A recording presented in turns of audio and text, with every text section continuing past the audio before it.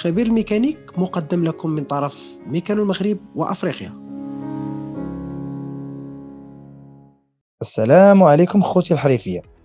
بغيت نشارك معكم الجواب لسؤال اللي طرحه علينا السي محمد من مدينة تمارة.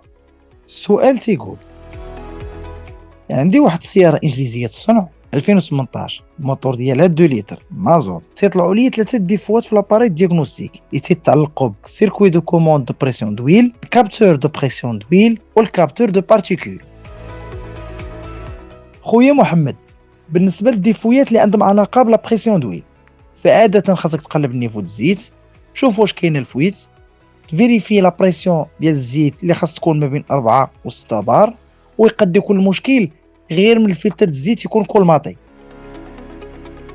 اما في الحاله ديال هاد السياره، على حساب الكود ديفو اللي رسلتي لينا، في المشكل في واحد الالكتروفان اللي كتطلق الزيت باش كنبردو ونكريسيو البيستونات، تتكون في واحد الريزيستونس تقريبا 6 اوم، وراها مشروكه في لاليمونطاسيون مع الكابتور دو طومبيراتور و دو بريسيون دويل. داكشي علاش تيطلعوا معاها في الديفوات.